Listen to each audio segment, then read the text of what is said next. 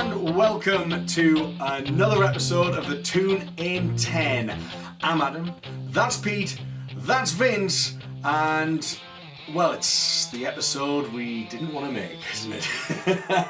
It's taken a lot of effort to rally the troops here to make this episode, because the last 2 weeks have been really shit. But we'll crack on anyway. 5 minutes a half, as usual. You know, all know how it goes now. Let's just do this, okay? Let's just do this. We're with you. We feel the pain. Timer at the ready. Let's talk about our last two Premier League games. Norwich 3, Newcastle 2, and Southampton 3, Newcastle 1. Timer at the ready, go! The fact they shipped 3 goals in both games and could have lost by far more, I think, speaks volumes.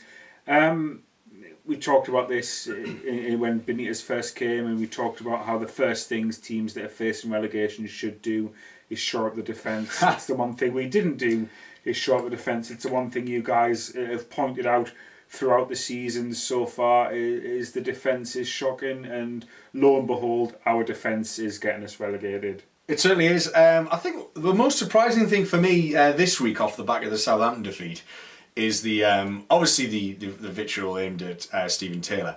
What gets me, which is completely justified by the way, what gets me is that how surprised people are. I'm surprised that people are so surprised that Stephen Taylor is so shit. For me, he's just doing what I expect Stephen Taylor to do in a Newcastle shirt. He hasn't dipped in form. No, I mean, it only seems like this week everyone's been, exactly, yeah. He's plateaued for his whole career. He's never been very good, and I've always said so. That's not a kind of I told you so, because I think it's been evident for most people to see. It's just particularly this. Is he not an example of a young lad who develops early, and because they've got strength and because they've got a bit of a voice, he hits puberty early at about 18, and they think, "Oh, this guy's been brilliant." He'd have had a moustache when he was 13. Really one of those tinsel tash ones, and he gets spotted by full bush, didn't he? And he looks good because he's played against other kids the same age. I think it's right. Going back, and I agree, Taylor. At the end of the day, he's always been rubbish. For me, the defence. Yeah, it's not. If anything, the more frustrating thing is I got that the defence was always rubbish. You know, when Benitez was coming in, he couldn't get new players. As much as that side of things wasn't there, I thought Benitez coming in was going to inspire the good players, the likes of Wijnaldum. They haven't. I mean, for me, for everyone, he's the one who's frustrated me more than anyone, because he's the one who's got genuine talent. Yeah. He could change a game if he wanted to. Yeah, he could. And he hasn't bothered. Yeah, he hasn't. He's just like, piss off. Yeah, he clearly. I think he's decided. He's gone down to Sissoko's level. Yeah, you're right. They're both. You're right. They're peas in a pod. And I didn't it's more frustrating because they both have the ability. They both do, but they do not apply. They don't apply themselves, and they're the ones who should be carrying the team. They're the ones that have the talent to. You know, you look at someone like Townsend, and he's doing his bloody best, man. Do you know what I mean? He's hit a couple of crackers. One's against Chelsea. Decent hit against Southampton as well. He's trying to get some cross. I don't know, like, he's not perfect, he's not amazing, he's a good player, but I just feel who's trying. Mitrovic is trying, I think. There's just not enough players who are actually trying and have the talent to match that effort. I think it's not trying. Like, that's what's so frustrating. Like, when you look at the rivals here, well, I mean, Norwich and Southampton, they're trying, they want it. They want Jan to stay Mat's up. down tools.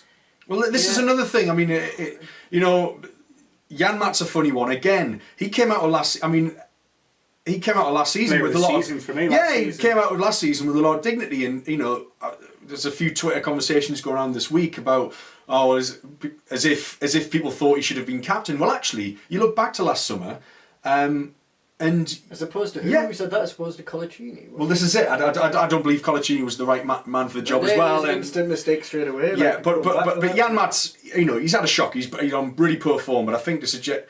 It's easy in retrospect to say that he should never have been as highly regarded. But actually, last season he was one of our best players. Yeah, he was. Player of the season. Start of the season was alright. He was almost probably biggest attacking threat for the first. But I mean, look, I've spent the last 2 Saturdays with each of you watching the news sort of rolling about the 3-2 against Norwich, 3-1 against Southampton. I mean, it's been really grim.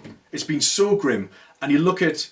You know that Norwich game, I think that was it for me. When Olsen's winner went in, that moment, and I've said on this podcast before, I've said if we didn't win against Sunderland and Norwich, that's it. And I firmly believe once that winner wasn't ours, we can't come back from it. I honestly believe that. And I think Benitez has taken 1 point from 4 games. Benitez, but you going back to Benitez, yeah, he hasn't done what I hoped and expected he would do, but at the same time, we were downhill. The analogy was, for me, right, was there was a tumour at the club, removed the tumour, removed it too late, we thought we had a cure, and it wasn't. Give us some hope. Give us some hope he did, but ultimately it's gone. It's a tease. It's a tease. We didn't get the best. I'm just waiting for us to die. It's a long, painful death that this has been, and it's been. You're right. The sworn signs have been there. Southampton come back up. Teams like Leicester come back up after West Ham unchanged. Possible hope, but Introduction it's not looking half, great. Potentially. Yeah. God, man. Right, that's the first half. Join us for more in the second. We're not singing La Bamba anymore.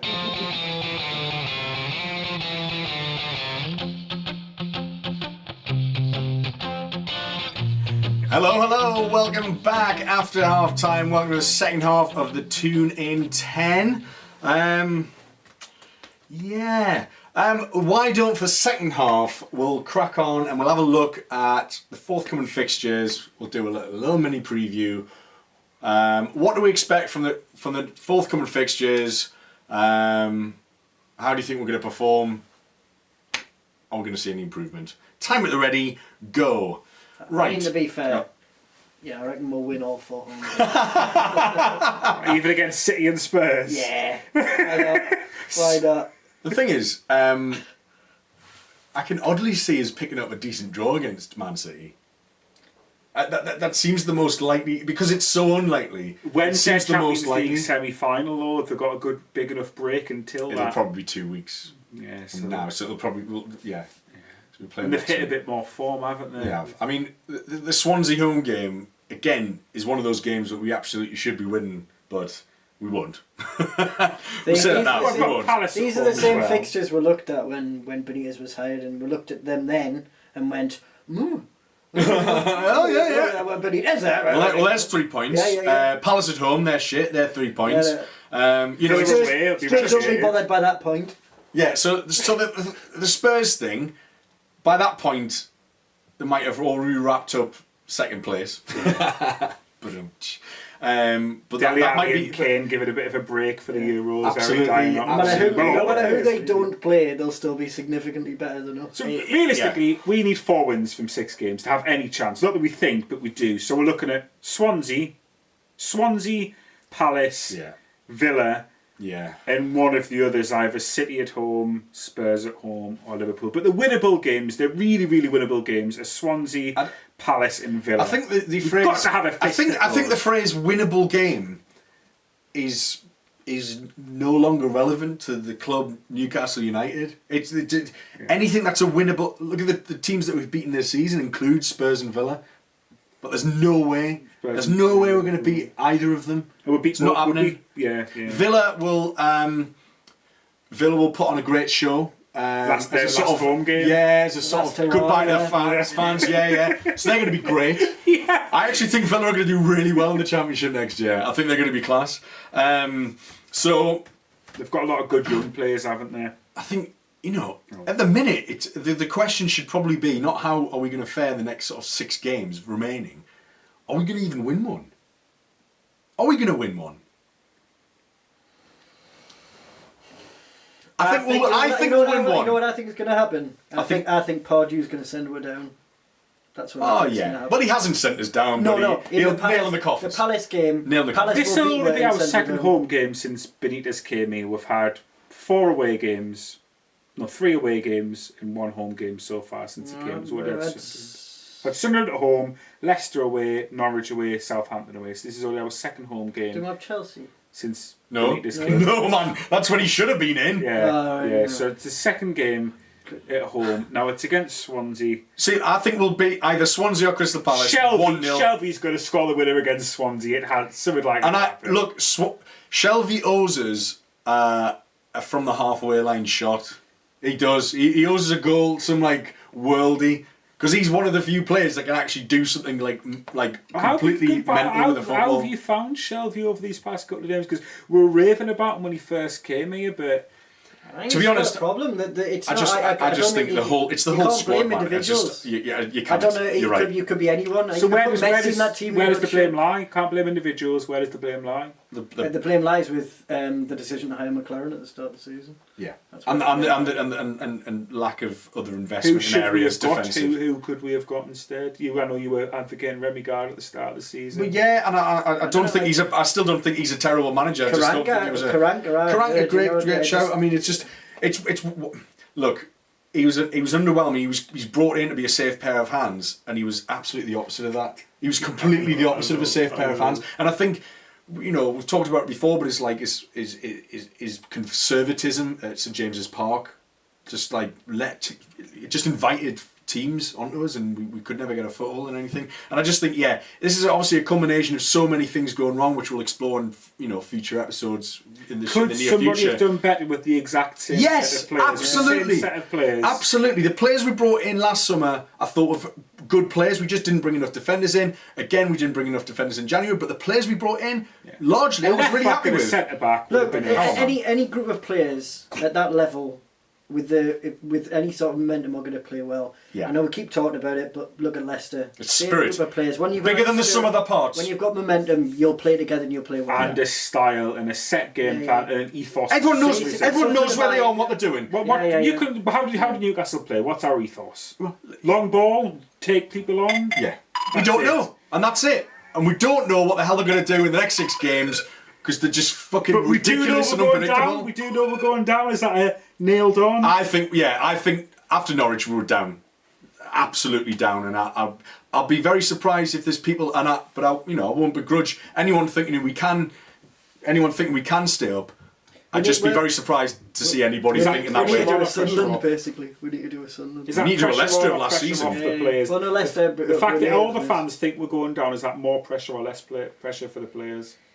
Are they going to play with abandon now, or are they going to feel it? No, I think they're just going to be very angry and bitter until the end of the season, and we're going to go down in it like that massive, like the bloody. Fiery Zeppelin. I would have thought the Hindenburg, the fans will be ready. The fans will be ready, and then once we concede after 10 minutes, then the booing will start, and that'll be it. Yeah, I think the fans. But in fairness, I think the fans have done everything they bloody well can this season, and they have not met us halfway. Yeah, that atmosphere for the first 20. You couldn't do any more as a crowd who had to watch a lot of shit for the last few seasons. You couldn't do much more. You couldn't blame the fans like Bardew would have tried to. But they just haven't met us halfway. The club hasn't met us halfway, and it's bullshit. And of course we're in this position. Oh, I'm so angry. We'll see you after Swansea. Oh man, right. Let's end it there because I can feel the veins about to burst on my temple. Right. I've been Adam. That's been Pete. That's been Vince. This has been the Toon in 10. Get subscribing. Get sharing, and we'll see you next time. Cheers. Bye. Like a Deli Alley wave. Have you seen the GIF? I don't actually know. You almost came to us. Imagine if you decided what we I know. ruined well, he made a brilliant decision, didn't he? Yeah. Well done, Deli Alley. You're going to have a great summer. Right, we're off. See you later.